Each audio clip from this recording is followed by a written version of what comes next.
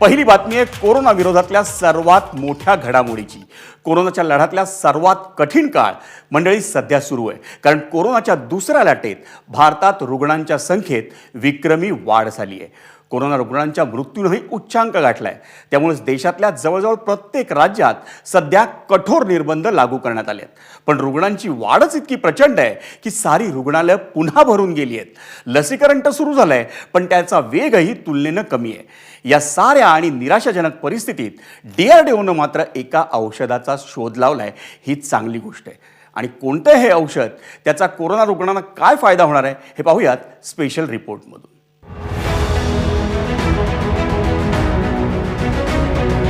2DG म्हणजे 2-डिऑक्सी D glucose. कोरोनाच्या लढ्यातलं सर्वात मोठं शस्त्र। सध्या तरी 2DG औषधाची वैद्यकीय चाचणी सुरू आहे। हे औषध कोरोनाग्रस्तांमधल्या ऑक्सिजन कमतरतेवर प्रभावी असल्याचा दावा केला गेलाय। Developed a glucose which is structurally similar to glucose, but it is not exactly glucose. So when it goes into the bloodstream and it goes to our cells, cancerous cells, the cells used to consider it as if it is glucose, and the cancerous cells will take it because they used to be hungry for energy. In the process, they used to become weak because actually this glucose does not provide any energy. So once they were becoming weak, we were able to then kill them with much lower dose of radiation, thereby ensuring that the live cells are not affected. So that has happened, and that mechanism has been now made effectively use of for the corona therapy. खरं तर brain tumour किंवा cancer सारख्या आजारांसाठी या औषधावर संशोधन सुरू होतं, परंतु मागील वर्षी कोरोना आला आणि या औषधाची थेट ट्रायल कोरोनाग्रस्तांवर सुरू झाली।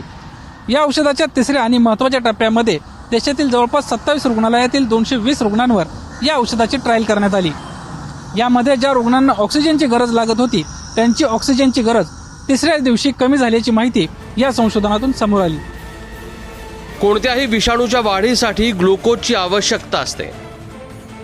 जर ग्लुकोज मिळालं नाही तर तो विषाणू मरतो।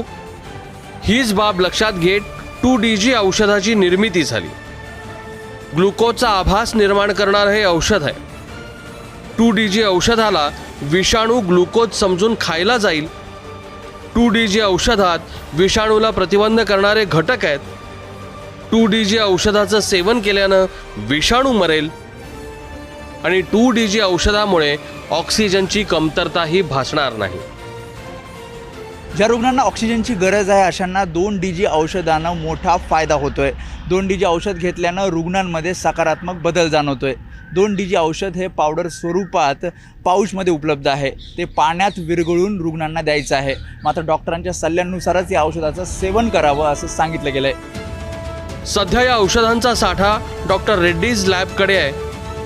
मात्र लवकरच याचं उत्पादन वाढवलं जाईल आणि त्याचा फायदा रुग्णांना होईल।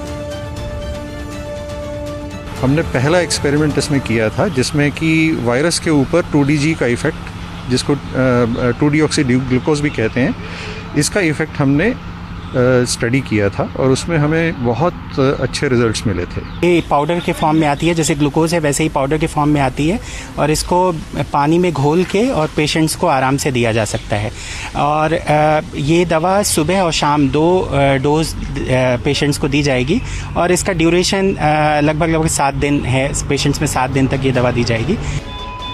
कोरोनाच्या लढ्यातला सर्वात कठीण काळ सध्या सुरू आहे, कारण कोरोनाच्या दुसऱ्या लाटेत भारतात विक्रमी रुग्णवाढ आणि विक्रमी मृत्यूंची नोंद होतीये। त्यामुळे जवळपास प्रत्येक राज्यात निर्बंध लागू केले। रुग्णांची वाढ इतकी जास्त झाली की रुग्णालयं पुन्हा भरून गेली आहेत। लसीकरण सुरू झालंय, मात्र त्याचा वेग तुलनेनं अत्यंत कमी आहे।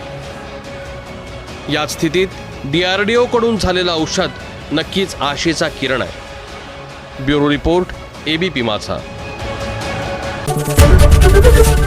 ABP माझा, उघडा डोळे बघा नीट।